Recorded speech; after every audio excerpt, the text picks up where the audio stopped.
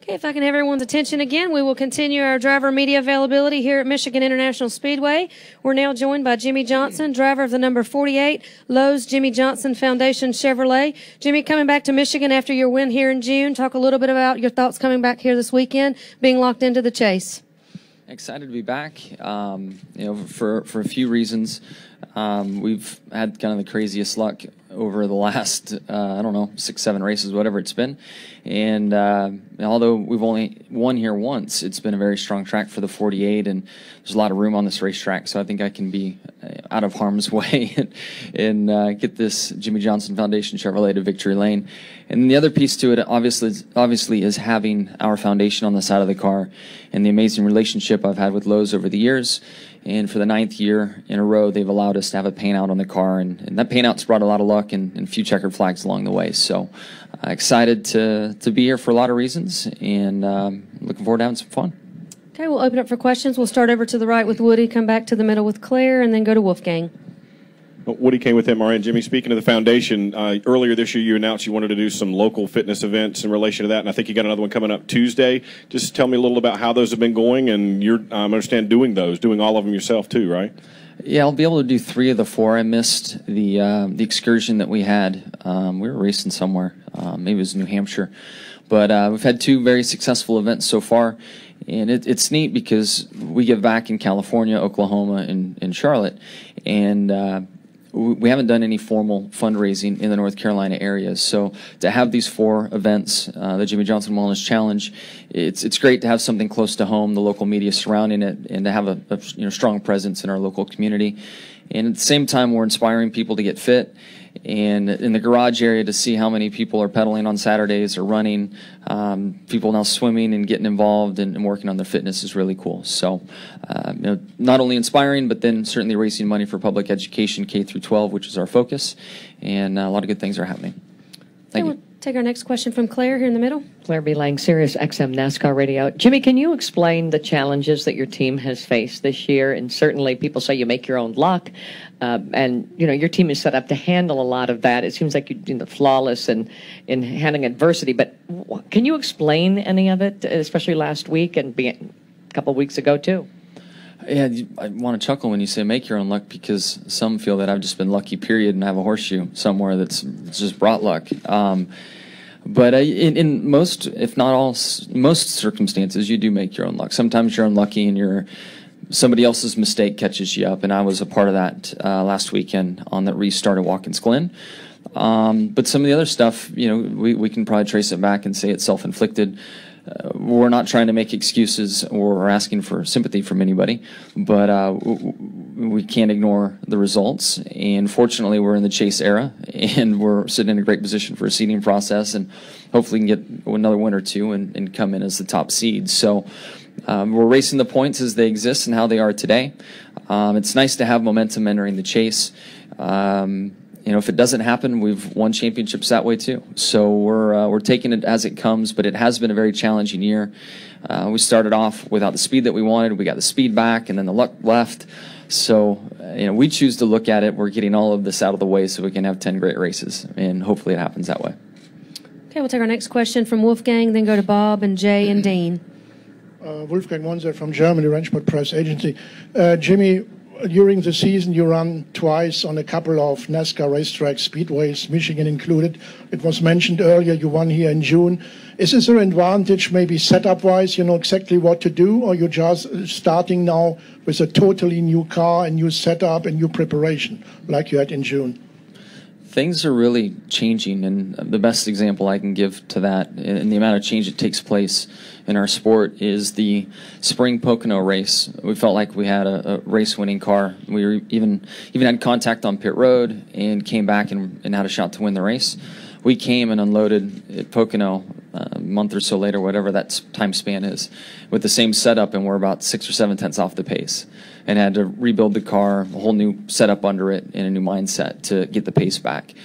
We have more time in between the spring and the fall race here, so I would say that change is necessary to keep up. And I know that we've made changes coming back to make our car faster. So things do change. You do show up with confidence. The week leading into the race is comfortable and nice, and you have all these positive thoughts because you won. But as soon as the timing and scoring goes hot, you kind of in that moment in the reality of what the leaderboard says then. Okay, we'll now go to Bob. Go ahead with your question. Bob Hocker, Sporting News. And no matter how you viewed the tragedy last Saturday, driver emotion came into play. Yeah. Have you ever had a time where you've gotten so emotional in a car that you've done something that you look back and say, man, that was unsafe? And is there any way for drivers to control, I guess, their emotions more or need to? Yeah, I guess the one experience that comes to mind for me in Cup was maybe my rookie year at Bristol. Robbie Gordon wrecked me on a restart, and I got out and shot him the bird. So I guess that's my one time of letting emotion get to me, and stayed on the racetrack to show him, that one-fingered salute. I know it's a hot topic, and I think that NASCAR has made the right move in kind of redefining or better explaining and even making consequences for letting emotions get the best of you as a race car driver. Will that stop a driver that's really upset? I don't know. It's hard to say. But I can say in NASCAR, one advantage we have versus a lot of short tracks around the country, and this is something that I hope changes. I hope the change that NASCAR made will work its way into short tracks for sure. But another thing that I think short tracks need to look at, dirt or asphalt, and asphalt I think are probably covered under this circumstance, but dirt tracks, a lot of those dirt drivers, they don't have spotters. They don't have radios in the car. And in a NASCAR event, especially if you're a part of the crash and that guy's mad at you, your spotter's telling you where he is. And as you come upon the scene that, guy's out of his car. So you know those things. So I would just say that hopefully short tracks pick up this philosophy and enforce it. But I don't know if it will change a driver's mind as they get out of the race car.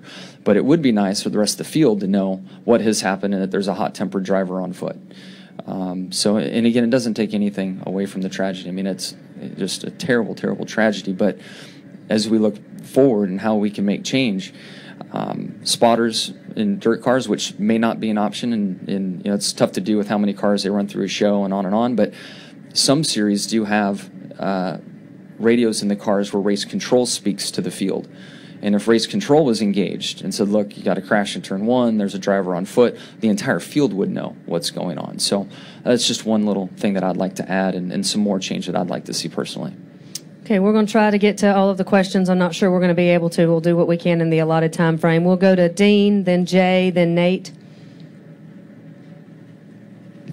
Dean McNulty, Toronto Sun. I know I've asked you this previous years about a road course in the Chase, and maybe that road course could be Ron Fellows' track up in Canada. And you said, well, road courses don't always give us good ratings, but the road course last week at Watkins Glen was the highest rated race of the season so far. Has your opinion of making a road course in the Chase changed at all? My comment isn't based on my opinion of road course racing. I'm a fan of road course racing, and it wouldn't bother me to have one in the Chase. But I think the reason there hasn't been a road course in the Chase has been due to ratings and attendance. Not sure what all the factors led into making the Watkins Glen race such a high ratings. Obviously there was a lot of discussion leading into the race, the tragedy that took place. And I'm shocked to hear that because we had at least one red flag, I guess, in long cautions, 2 red flags, I guess, right? Something like that. So I'm shocked to hear that, to be honest with you. But if a road course was in the Chase, yeah, I'd love road course racing. It wouldn't bother me. Okay, Jay. Jay Pennell with Fox Sports. You talk about the bad luck that you've had over the last couple of weeks. You went through a similar situation with that last year heading into the Chase. What did you guys learn as a team that you needed to do to rebound from that and have such a strong Chase that you can use this year? Honestly, the postseason really is the postseason, and we've entered with momentum and without. And either way, you've got to leave what happened in the first 26, shut that door, and that was then, and look at the present. And in the past, you had a 10-race program to kind of look at, and now you almost have 4 categories to look at. So the game has changed for sure, but I think where I sit today and how I view the chase and when it starts is the same, even though the format's changed some. And those 10 tracks in the chase are still really probably 9 or 10 of my best tracks on the circuit.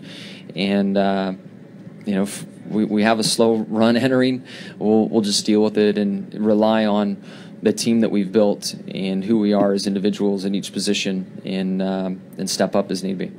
Okay, we'll go Nate and Marty, and that's probably all we have time for real quick.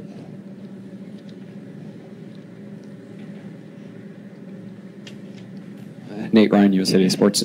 Jimmie, have you had a chance to talk to Tony yet? And if you could you characterize like what the mood is, yourself and your peers out there in the garage, knowing, and this is the second straight season where it looks like he's facing an uncertain future, and he's a big part of the sport, personality-wise. And as a friend to you, I know, what does all of it mean?